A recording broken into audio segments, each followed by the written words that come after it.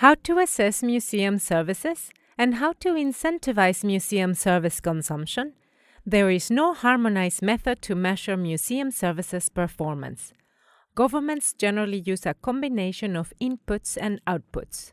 This can include the size of the building, size of collections, new acquisitions, number of staff, generated income, and other sources of revenue.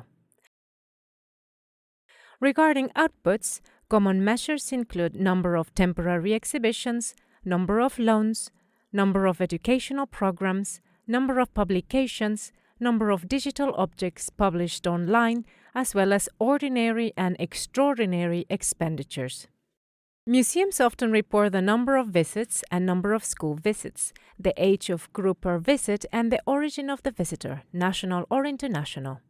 Museums are generally divided by type of collection: art, history, science, natural history, ethnography; by size of the budget: small, middle, large, huge; by geographic location; or by ownership of the collection: private, subnational, national. Other considerations might include the level of innovation or the level of digital presence online. Regarding the assessment of the museum services, it is important to clarify what is being assessed. Museums protect, maintain, and communicate their collected wealth of information about our cultural heritage. The end goal is to deliver a rich cultural experience for present and future generations.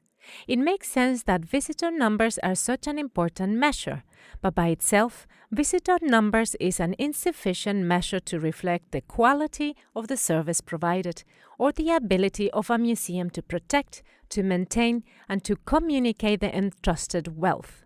In that case, the quality of the service can be evaluated based on various variables. Besides, museums might be driven for different organizational goals.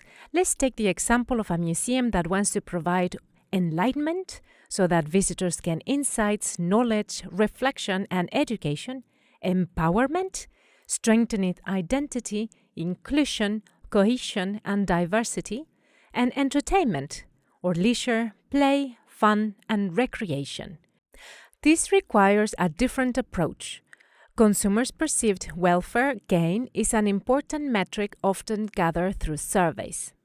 Evaluating the ability of museums to provide economic growth by creating jobs, increasing tourism, and improving city branding makes sense if such provision is secondary to the cultural service provision. Resources will be otherwise better spent on other cultural services that can perform better than museums, such as Netflix series or video games. Remember that museums provide complex cultural experience goods that consumers' perceived utility depend on her familiarity with the subject. That means that the consumer's perceived quality of the service provided, such as enjoyment, learning, and discovery, might depend on her previous knowledge acquired in the greater cultural system, beyond the museum. This includes previous visits to museum exhibits, but also films watched, books read, music heard, and so on. All cultural activities form part of the cultural system that inform the cultural consumer.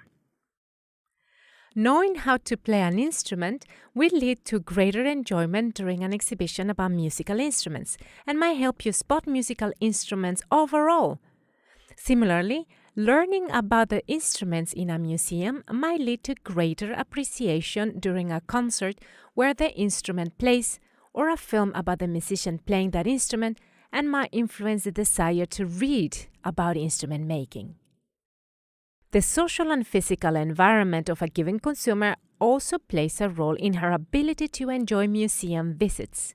Some people grow up in houses that are used to visit museums often, while others never consider visiting museums after school or might not have a museum nearby.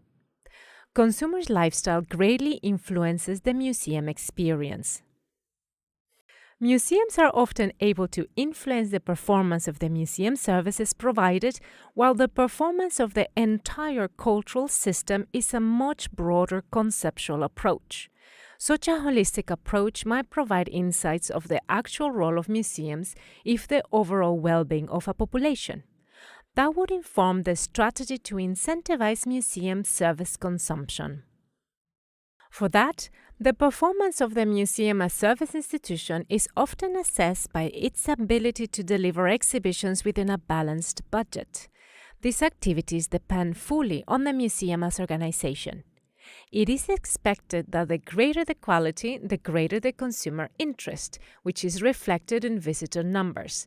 Here, the reason for the active marketing department in museums.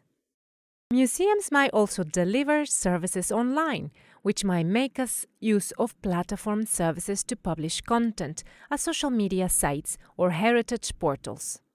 A museum's digital performance might depend on its ability to tap into the information network online.